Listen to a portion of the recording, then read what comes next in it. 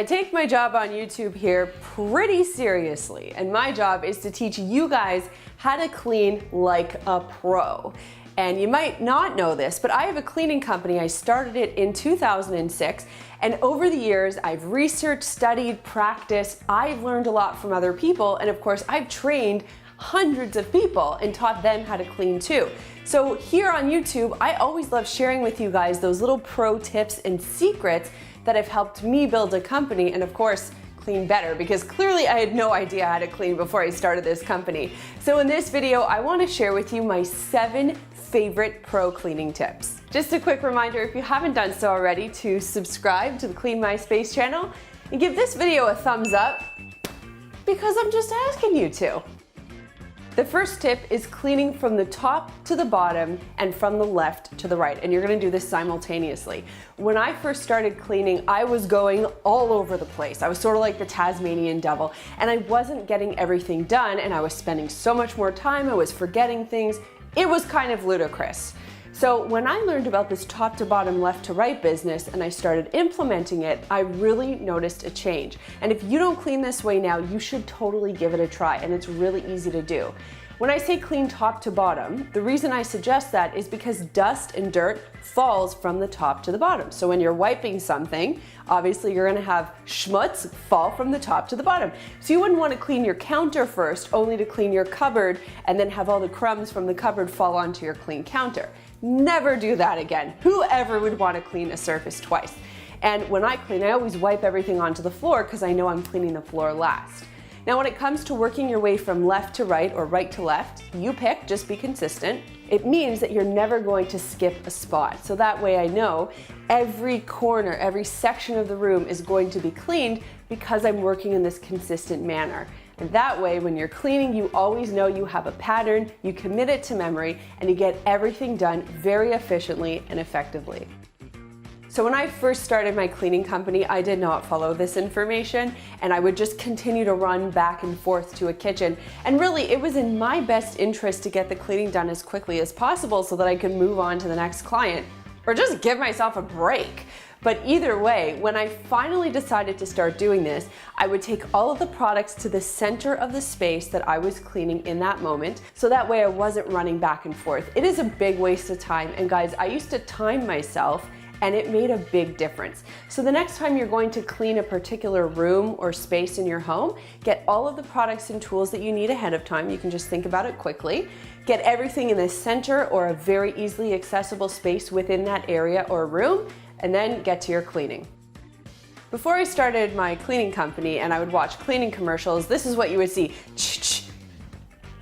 And you know what? That's not real life, guys. That is not the way it works. Because when I was doing my cleaning company and I did that and wiped, I was like, hello, this product doesn't work.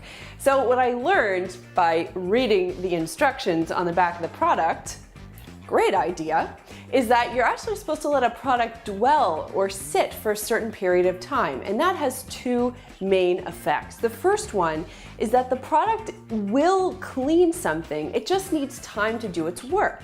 So sort of like hair dye, you can't just dump hair dye on your hair and then wash it off and expect to have a new color. It's gotta sit, it's gotta do its thing. So it's the same thing with a cleaning product. So with a product, spray it on a surface, let it sit. The product will then be able to do its thing, then you can wipe it off and you'll get those great results. And that goes for DIY products as well as store-bought products. Now the second reason it's important to do this is because if the product has a disinfecting property to it, the product's gonna need between 5 and 10 minutes to actually kill that bacteria.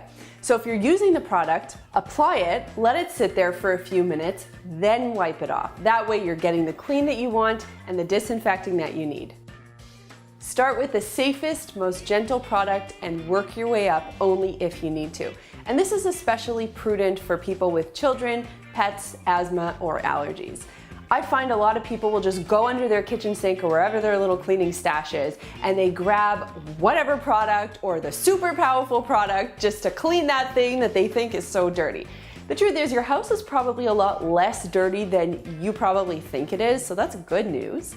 And gentle products can often accomplish a lot of cleaning, so you don't need such a strong product. However, if you're in a situation where, let's say you have a really greasy surface or someone got super sick on the bathroom floor, In that case, you do want to use the stronger, more powerful product, but in most cases, the DIY recipes that we talk about or gentle, environmentally friendly products are really efficient and good and safe for you to use to get that cleaning done.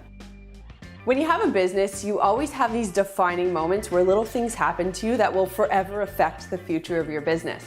So in my case, there was this one time where this lady called me after her cleaning. She was very nice, but she wasn't happy. And she said, look, the kitchen counter at first glance looks really nice, but I've noticed some staining on the kitchen counter. And she had a white counter, quite like I do. And I was like, excuse me? I cleaned that kitchen counter myself for like 10 minutes. What are you talking about? Now, clearly I didn't say that to her on the phone. I was very pleasant.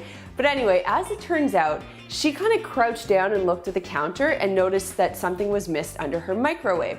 I was devastated. But after that, I implemented what I now call the eye level test.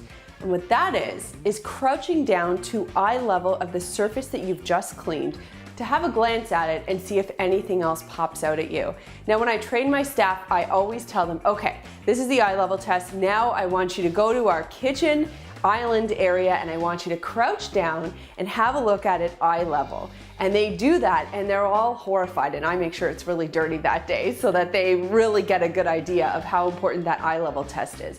Because when you come up and you look at something straight down, it doesn't always look dirty, but when you crouch down and look at it at eye level, you get a whole other story. So when you're cleaning, step up your game and crouch down, check out that surface at eye level. And then there's the famous S pattern. And I'd like to say that I brought the S pattern to the world via this YouTube channel and via my book. The S pattern is a really interesting thing. When I first started cleaning, I was doing the circles because that's what I thought you were supposed to do. You know, like you see your mom do it or you see someone do it on TV and you just think, yeah, obviously that's the way you do it. It's not the way that you clean. So when I learned about the S pattern, it completely changed my results. And I'm gonna tell you why. When you clean a surface like this, you're taking a clean cloth and a fairly dirty surface, you're wiping, clean, clean, clean, clean, clean, dirty, dirty, dirty, dirty, dirty, and then you keep doing it again. So now you're taking your dirty cloth and you're putting it right back on that clean surface. So you're getting streaks, you're getting marks, you're working way harder than you need to, and you're not getting the results that you desire. Instead, if you use what's called the S pattern, which is when you start at the top right-hand corner of a surface, you swipe all the way to the left, and then you zig and you zag back down to the, Chad is dancing as I'm doing this, guys. It's so funny because he's doing the S pattern with me. It's quite funny. The S pattern really does change the way that you clean. You get less streaks, you're working really about half as hard as you would if you were doing it this way, and you're getting great results. So the next time you clean, instead of breaking out this old circular business, try the S pattern and watch how much quicker and better your cleaning becomes. This is a trick that I learned from home stagers many years ago, because when I used to clean, at the beginning I wasn't quite sure how to make things look tidy. And half of cleaning, especially when you're cleaning professionally, is making something look tidy. So even if you've spent like an hour cleaning something so there's no dust or bacteria left on that surface, it could still look messy if items are scattered. So this parallel perpendicular business is actually really helpful. It makes any surface look super tidy and clean and pleasing to the eye. So not only do you now have a clean surface, you also have a tidy surface. So your space looks super clean. Here's what you need to do. Find your items, pile them up, declutter them, whatever it is, and line everything up to the edge of the surface that the item is sitting on, either in a parallel fashion to the edge or a perpendicular fashion to the edge. And that way you've got these nice, clean, straight angles, and that's very pleasing to the eye, and it looks clean. All of these tips were taken from my book, which is also conveniently called Clean My Space. So if you haven't done so already, you can pick up your own copy and you can learn pretty much my entire method about how I clean. You guys know I hate cleaning, so I pretty much tell you how to clean without spending all of your time doing it, especially if you're someone like me who would rather be doing pretty much anything else than clean.